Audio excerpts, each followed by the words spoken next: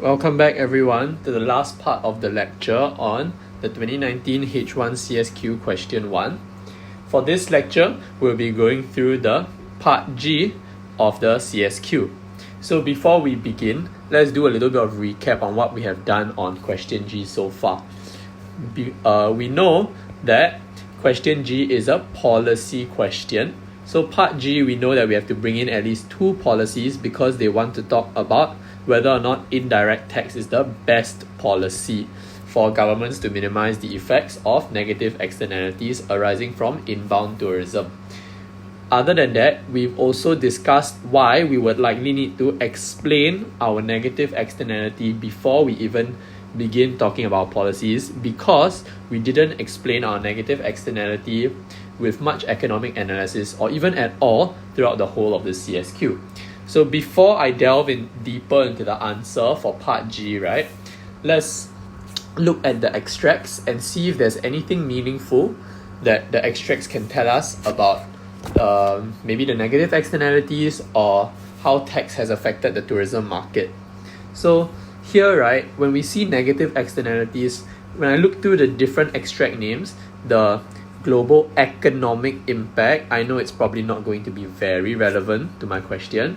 And I look at the individual cases from different countries for extract 2, probably also not going to be very relevant to this question. And now I look at extract 3, which just states broadly the effects of tourism. So I know that I would probably want to look deeper into this extract.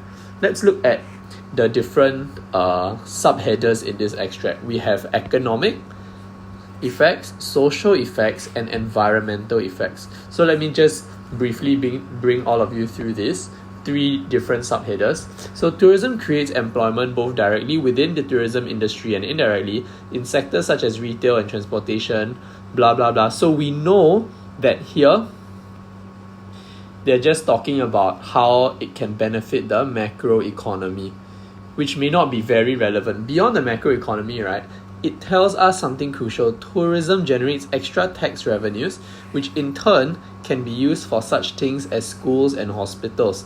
So you see, even though this may not directly link the question that we want to do today, right, we know that this question tells us that the case extract itself tells us that because tourism generates tax revenues, we can use these tax revenues to channel into the development of other aspects of society.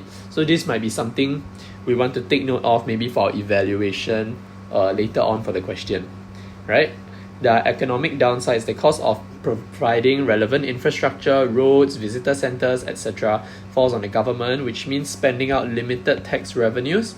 Jobs in tourism are often low paid and seasonal, yet tourism can push up local prices, property prices, and cost of living. So here, right, what I want to see here is that even though there are additional tax revenues that the government can tap on to help to kind of like as a positive impact of tourism, right, we realize that most of these are actually channeled back into the development of the tourism sector, so it may not be all that amazing. Now let's look at the social consequences. Social and environmental consequences are likely where we're going to find our negative externalities first, right? The local community benefits from tourist-related spending on infrastructure and possibly from the preservation of local traditions and landmarks that otherwise might have been allowed to decline. Interchanges between locals and visitors can also help with cultural understanding. On the other hand, visitor behavior can have a harmful impact on local people. So when I look at this, right, what this is telling me, tourists can have a harmful impact on local people. So this might signal to me that they might be talking about an external cost soon. So I will focus more deeply in the next sentence that they say. For example, through congestion or increased levels of crime and traditional culture and values being eroded. So these are just examples of impacts on external third parties, which may not directly have to do with anything with tourism. So this might be our possible external cause for negative externalities.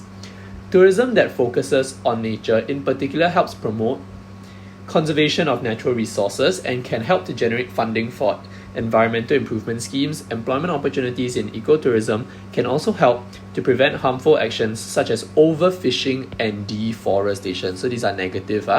However, tourism also poses threats to the environment in the areas of clean water supply, coral reefs, and heritage sites due to the overuse and overcrowding of these resources. Increased pollution through traffic emissions and litter and noise is also an obvious problem. So you see, Cambridge is very kind in a sense. They give you a whole buffet of external costs to choose from. So why is it important for us to look into the extracts to see if they give us anything relevant? Because when I talk about my negative externalities, right, just for recap, by now we should be very familiar with this framework for body paragraph 1. If I want to talk about my negative externalities, I know for a fact I would have to bring in the PET DQQD framework, right? And the case extract is very important for the E and T portion. Why? Because we know that for all case studies, right, as best as possible, we must rely on evidence provided in the extracts. So if the extracts already give us the third parties, if the extracts already give us the external cost, we must use them, okay? We cannot come up with theoretical ones that may not even be true, okay? So you can choose maybe congestion, increased level of crime, erosion of traditional cultures and values, or litter and noise, or increased pollution. Personally, I would pick litter and noise and pollution for the very simple reason, right? I think these two are the easiest to link to the external cost. Why? Because while we define external cost to be a cost borne by third parties who are not involved in the production or consumption of a certain good and service, right? You see that as best as possible, we should link these external costs to monetary costs. Monetary costs. So something more tangible, right? And you see when there's pollution and there's noise pollution, right? Litter, it can directly impact one's health, which will lead them to have to incur greater medical costs. So medical cost in itself, right, is very, very nice to use because it is very straight cut a monetary cost because they have to go and see the doctor, they have to go and treat their illnesses. So I would try to focus on pollution and litter and noise. Okay, so here, when I'll briefly go through the PET DQQD framework again, in case some of you may have forgotten what it is. So when I say P, right, P, I'm talking about the private benefits and private costs of whoever may be consuming or producing the good. In this case, the person, or rather the lens or perspective we're trying to look through is that of tourists, right? So the private benefit, I'll just write PB, would be the utility gained from maybe visiting such tourist areas or whatnot. And the private costs would be maybe literally the cost of them visiting, right? So maybe the cost of the ticket to the tourist attraction site. Cost of ticket. So these are all from the perspective of a tourist. So something we need to note, right, is that sometimes because we are so used to drawing our diagrams, some of us, right, might write MPB or MPC instead of just stating private cost or private benefit. While that is not wrong, the issue with that, right, is you have this very, very important word here, marginal, which means that when you're explaining the P part, the private cost and private benefit, you need to explain it in terms of the increase, or rather not increase, but rather the marginal private benefit they gain from maybe consuming one more unit of tourism, in a sense, maybe visiting one more site. You need to contextualize it in terms of the word marginal, and a lot of you might forget to do this. So to be safe, we just stick to private benefit and private cost. I don't deal with the word marginal at all. So next one we have E, right? External costs. So external costs, I know that I want to bring in the litter and noise And I also want to bring in something about the pollution. So how I would link litter, noise, and pollution to it, I would just link it to maybe the pollution of water, the pollution of air. Maybe this could lead to health problems in third parties. Health problems, maybe hearing loss, maybe they fall ill because of the pollution, and this will cause them to incur medical costs as they need to go and visit a doctor to cure themselves or to make themselves feel better, right? Incur medical costs. So just now when I was going through the E portion, right, I just referred to people, the third parties, very generically as third parties. But when we are doing our T for negative externalities, we must be very specific on who the third parties are. We cannot just define them to be anyone not involved in the production and consumption of goods or service. Why? Because if you do that, right, it just shows the examiner that you memorize the definition. It doesn't show them that you truly understand what is required, or rather what qualifies as a third party. So the third party here, right, maybe I can talk about local residents who stay near tourist sites.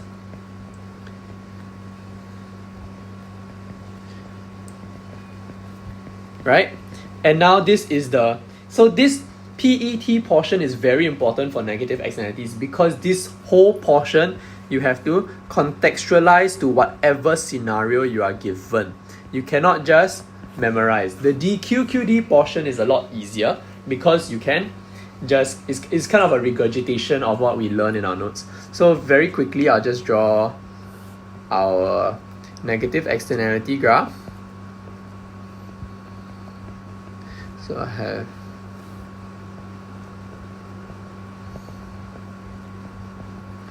then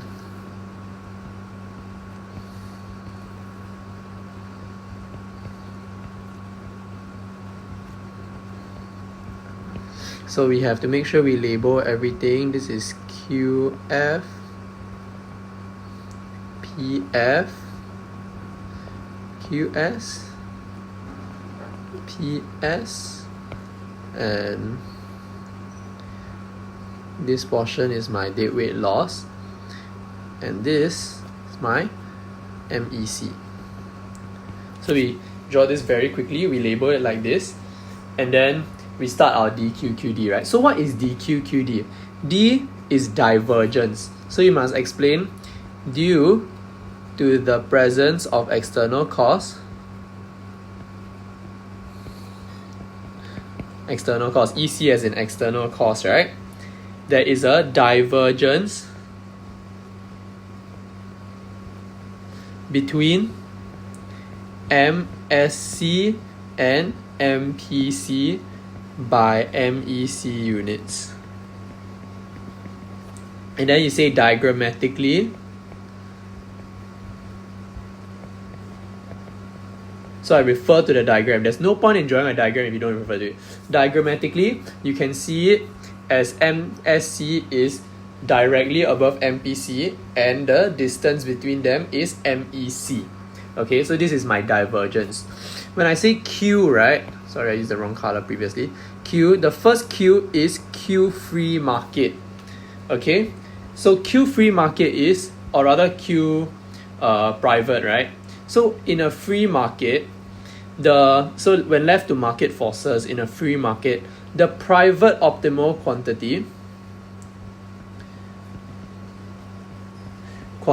is achieved at QP, right?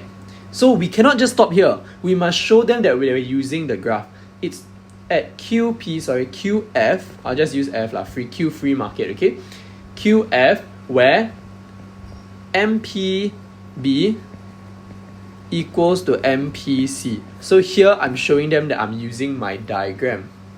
Say, however, my second Q socially optimal outcome, however, my socially optimal quantity is at QS, where MSC, or rather MSB, equals to MSC.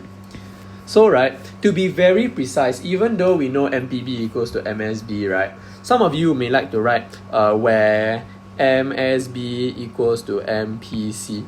While this looks correct diagrammatically, right, you should never write this for the very simple reason this is not how we derive our private optimal outcome. Correct? Consumers don't consume until MSB equals to MPC. Very strictly speaking, they consume until their private benefits equals to their private costs. They do not care about the social benefits at all. So we have to be very, very particular with the notations that we use for this, right? So, because of, since QF is greater than QS, right? There is an overconsumption of tourism-related activities by QS minus QF minus QS units. So you see here, I'm still showing them that I'm very specifically using the graph because I even tell them how many units of overconsumption I have based on the graph. Lastly, I talk about my D. My last D in DQQD is dead weight loss. So how do I explain dead weight loss? So we know there's an overconsumption of QF to QS, right? So from QF to QS units, MSC is greater than MSB. Am I right? Can you see that? From QS to QF, right? I'm using green, right? You can see that this portion over here, this MSC curve is higher than the MSB curve. So they are always incurring some kind of social cost when they consume past QS, right? So because of that, so from QF to QS units, MSC equals to MSB. Therefore, the overconsumption of QF minus QS units will lead to a dead weight loss to society of the purple area. Right, so here I shaded it as purple, so I'll just write purple area. If you label it as maybe ABC, you can also say area ABC, whatever is comfortable for you. So this is a short recap on how we write our negative externalities. Positive externalities is similar, you just have to write the opposite of it, right? So now I look at my body paragraph 1. Now I'm starting the kind of the main essay, right? Discussing whether or not indirect tax is the best way to minimize the effects of negative externalities. So before that, right, before I even start writing, I need to know, do I know how an indirect tax works? So I draw indirect tax. So before that, maybe I draw the diagram to illustrate to all of you. So it's price, cost, benefits.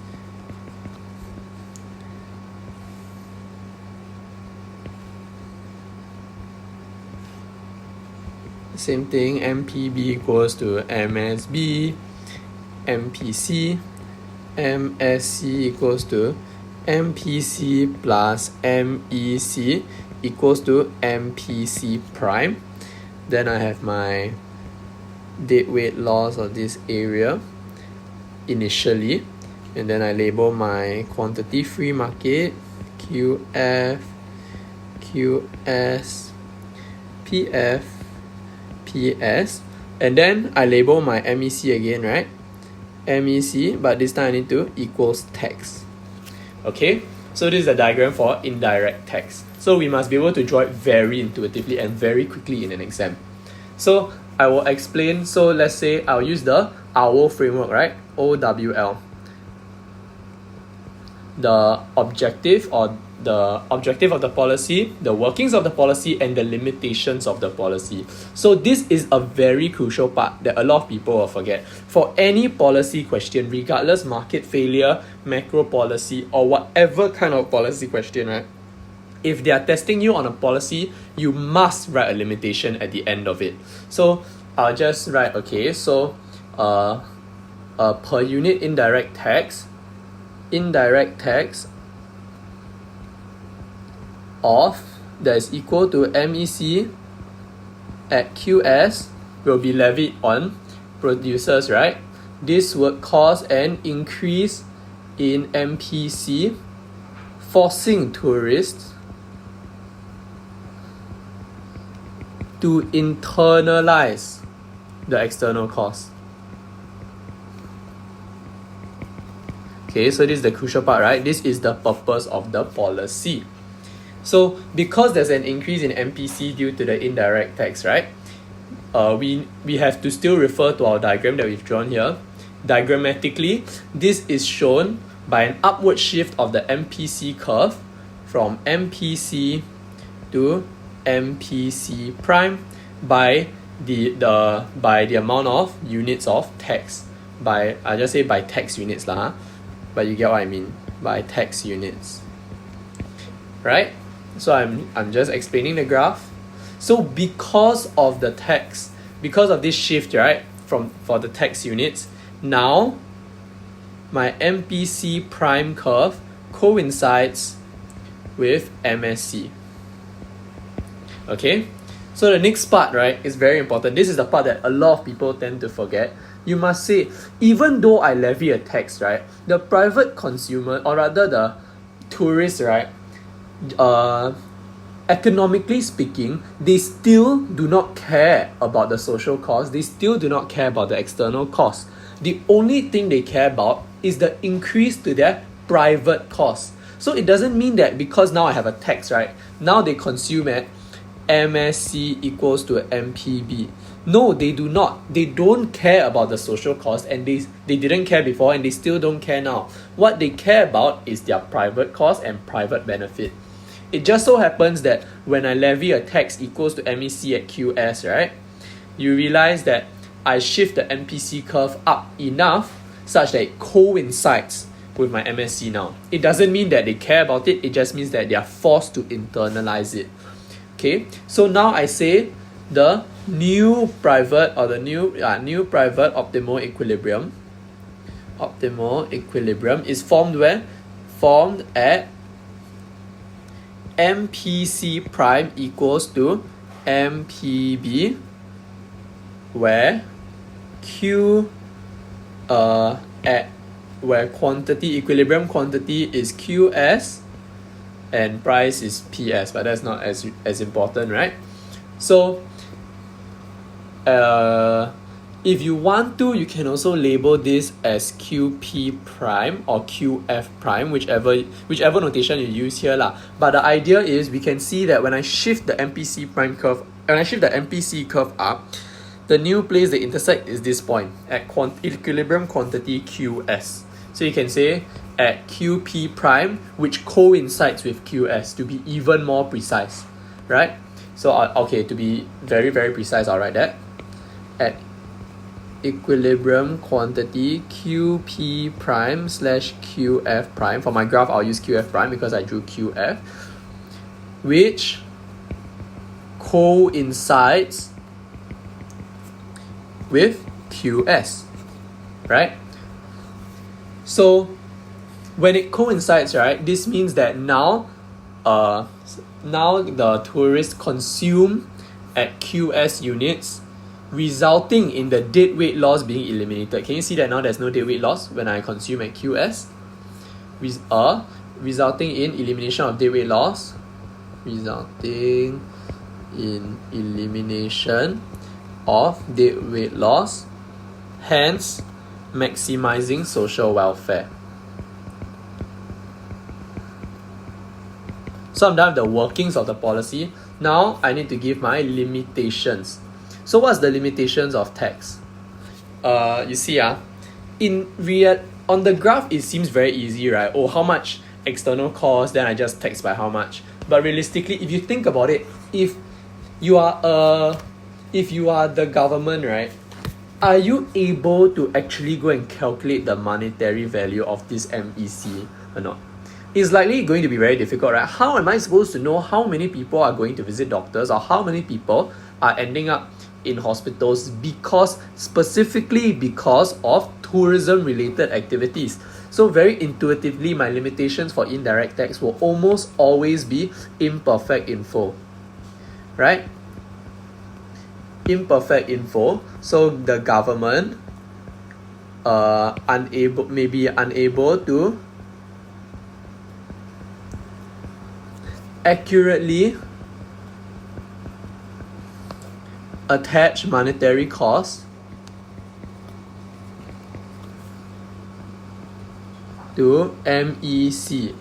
And what will happen if they cannot accurately estimate what MEC is, right? It could lead to an underestimation of MEC or overestimation of MEC.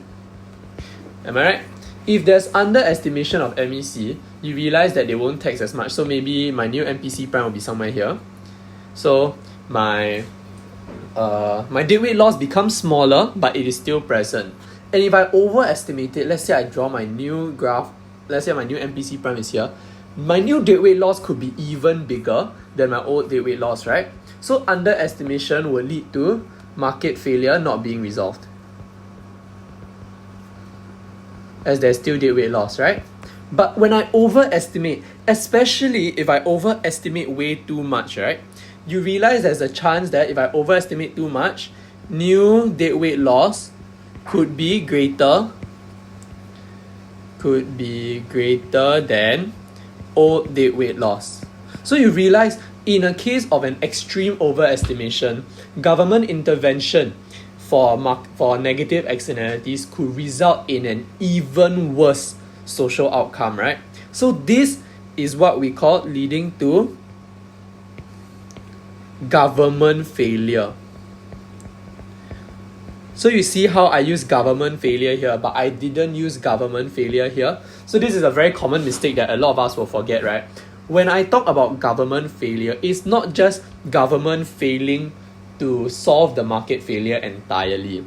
Government failure specifically refers to the occasion where government intervention leads to a worse social outcome, right? For society. Worse social outcome meaning that the new deadweight loss is even greater than what we had before.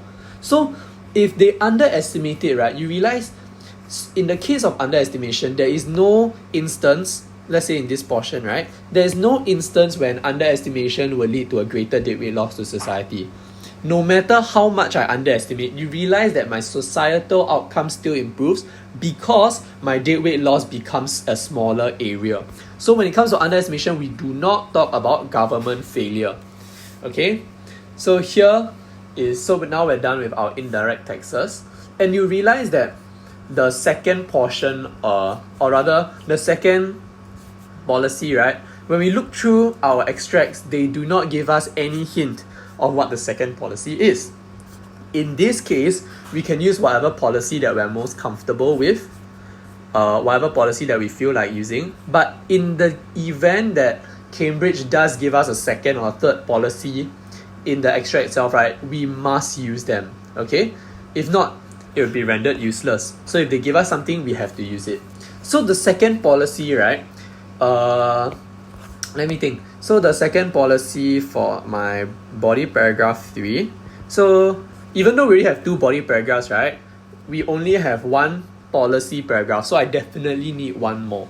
So here, okay, so how I would usually think about it, if I want to have greater scope, am I right? If I want to have greater scope, if here my indirect tax, how it works is by increasing MPC to meet MSC. This is how my policy works to resolve the market failure, right? Maybe for my next policy, I wouldn't want to find a policy that increases MPC again, because you realize if I find another policy that increases MPC again, my analysis is repetitive. I do not give the Cambridge markers any more additional knowledge. I do not show them any additional knowledge for them to award me or credit me marks for. So here, I'm thinking about one of two things. Either maybe I increase, maybe the best one or the easiest one I would think of most intuitively is to decrease MEC, right? Decrease MEC. This is what I would think of. Why? Because if my MPC cannot move up, and I know that MSC minus MPC equals MEC, basically meaning that MEC is the gap between MSC and MPC, right? Instead of trying to move MPC up to make the gap smaller, I can move MSC down to maybe make MSC closer to MPC, right? So if we look at our diagram, another possible way we can do it is to try to reduce MPB, right? If let's say I can reduce my MPB, can you see that my new MPB can also if I can find a policy that can reduce MPB, it can also result in the resolution of the market failure. So when I'm thinking about my body paragraph 3, I don't think what policy I want first. I don't just think just to throw out whatever policy I've memorized. I think, is there any policy I know that can either decrease MEC or decrease MPB? Is there any policy? So for this question, the policy that I chose to go with, or rather the approach that I chose to go with, is to decrease MEC. And how do I do that? I will impose, I'll just write aside. I'll impose rules and regulations. So it sounds very vague, right? I cannot just say I'll impose rules and regulations to solve the market failure. Rules and regulations for what? Rules and regulations to maybe making littering and excessive noise pollution illegal.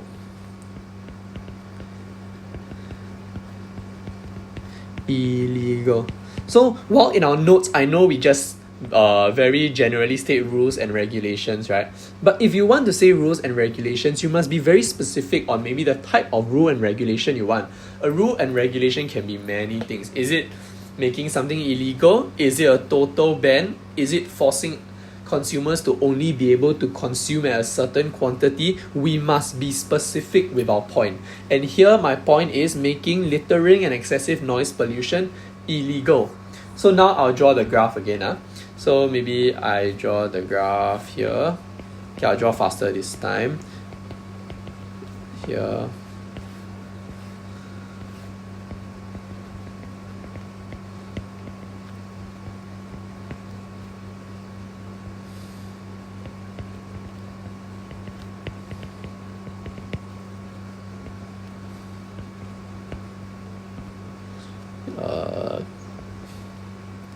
QF, QS, PF, PF.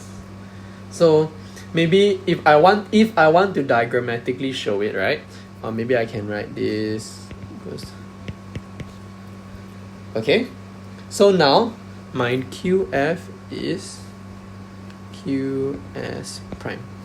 And then this is my initial deadweight loss of area. So this is just a general idea of the diagram that I will draw. So what I would say, right? I would say by making, so now I want to explain my policy, right? I will use the same framework, OWL. So by implementing rules and regulations which make littering and excessive noise pollution illegal, the objective is to reduce MEC to directly address the negative externalities. Negative externalities brought about by some tourist activities, by tourism. Okay, and if we choose to draw a graph, if you still have the time and you choose to draw a graph, right, you can say that when I decrease MEC, this will cause, diagrammatically, this will cause a shift of MSC. MSC will decrease maybe from MSC to MSC prime, right? So new socially optimal outcome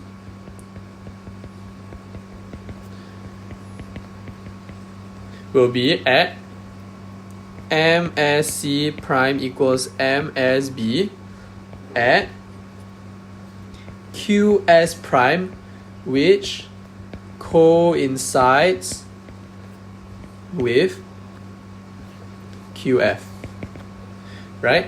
So MSC decrease from MSC to MSC prime, which coincides with MPC. So you realize this explanation is a little bit more counterintuitive. So I need y'all to be able to follow very closely to understand what I'm saying. So when it coincides with MPC, right? Instead, so in my first body paragraph, I bring my QF to QS so that it reaches socially optimal, right?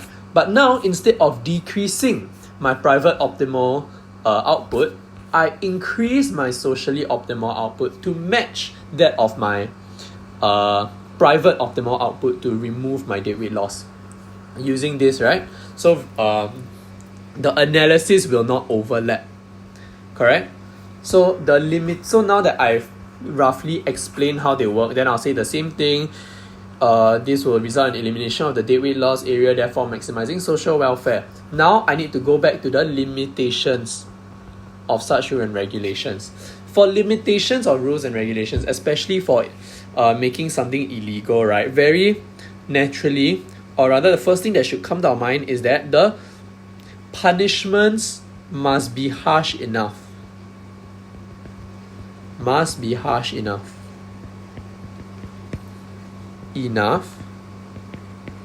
Why? Because if let's say every time I catch you littering, right, you have to pay me 3 cents, people are going to continue to litter. You have to, it's like if your punishment is just maybe a tiny slap on the wrist, it's not going to affect tourist behavior as much. It must be harsh enough to act as a strong deterrent against the not very nice things that the tourists do around the local areas, right? And beyond that, right, you must also be able to monitor. So there must be frequent monitoring. So these are two different. Frequent monitoring of tourist behavior. And then my question to you is, who's monitoring, right? Obviously, you need people to monitor. Be it you set up CCTV cameras, you set up security guards, you set up people to patrol around the tourist sites to see or catch tourists who are doing the wrong thing. Regardless of what you do, you must have someone or something to frequently monitor them. And that means that we will have to incur administrative costs. The government has to incur administrative costs, right? And these administrative costs, you realize, maybe if I spend $100,000 building CCTVs and hiring security guards to catch people who are doing illegal things or catch tourists who are doing the wrong things, right? I cannot spend that $100,000 on something else. And this is a very familiar concept, right? This is opportunity cost, or cost, right? Due to the admin costs that I incur, it actually causes my government to incur opportunity costs, as the resources I put into such monitoring of tourist behavior and all, right, could actually be diverted maybe to other sectors like infrastructure, education, as what they wrote here, right? Here, in this extract over here. It could be used for things such as schools and hospital. And if I spend that admin cost, I cannot use that money on schools and hospitals. So we would incur an opportunity cost. If you want to explain in terms of opportunity cost, right, the only thing that we must be careful of is how we define or explain opportunity cost. Because by definition, the opportunity cost is the value of the next best alternative foregone, right? So we cannot just say that incur an opportunity cost as they could use this $100,000 to put it into other sectors.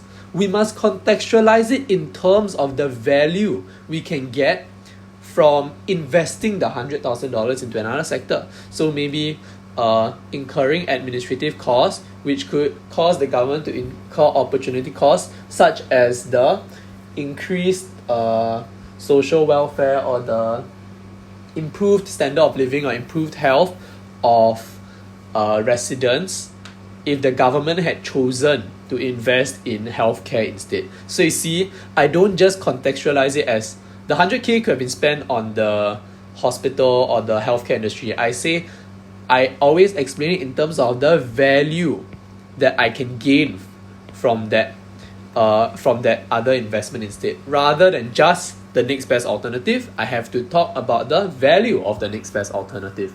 Okay, so this is something that a lot of people or a lot of us will always forget, right? And we'll just talk about the next best alternative, but this is not good enough. We must contextualize in terms of the value. Now that I'm done with all the body paragraphs, right, I'll look at the evaluation.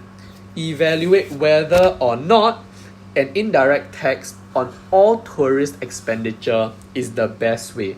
So I'll bring myself down over here and I'll talk about the evaluative conclusion. So here, right, when I want to evaluate with nuance, with balance, I must look very closely.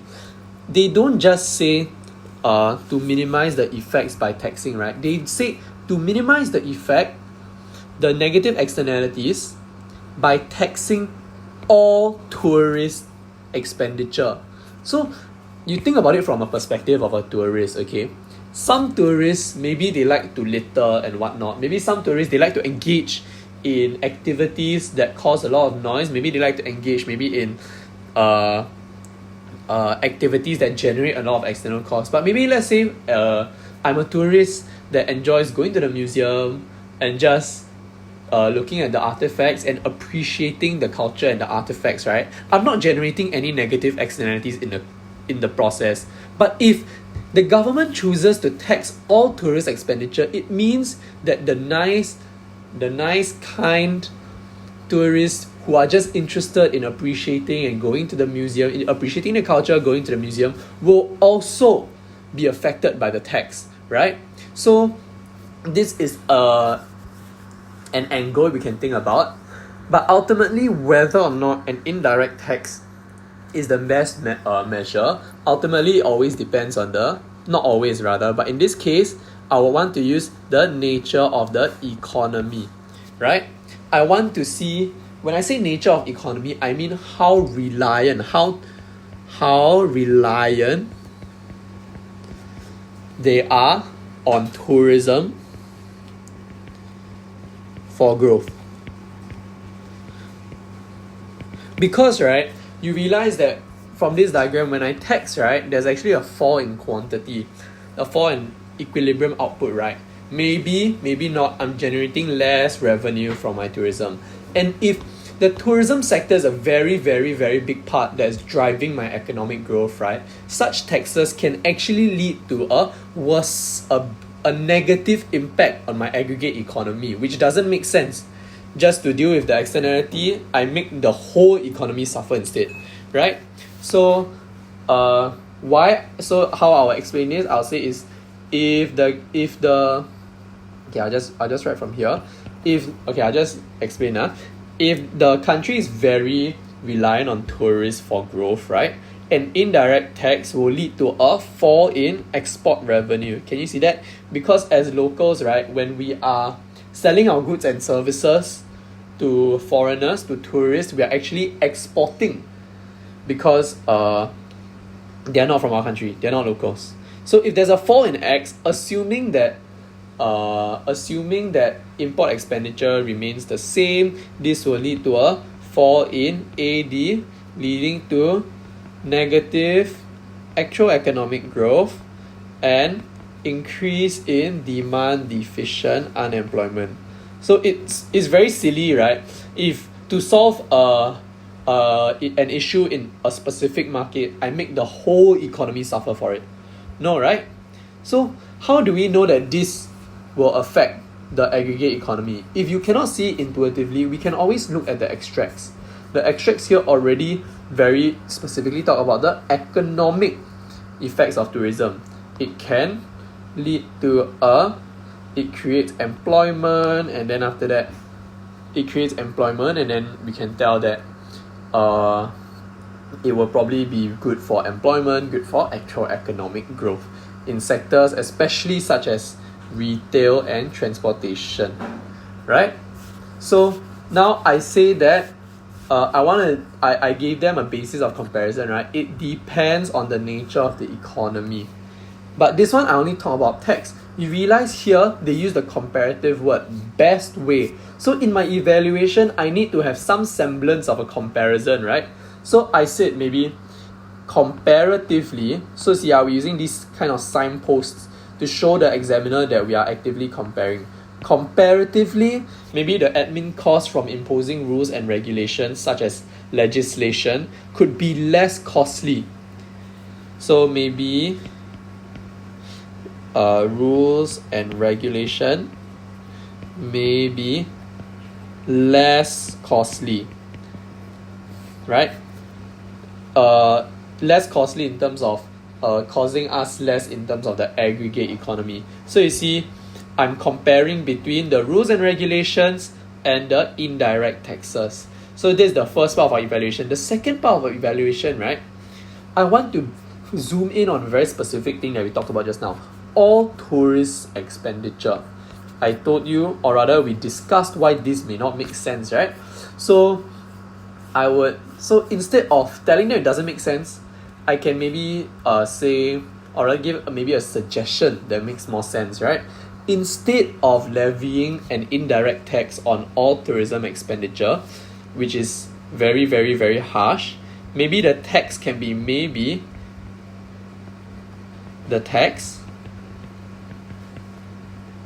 focused on specific tourist activities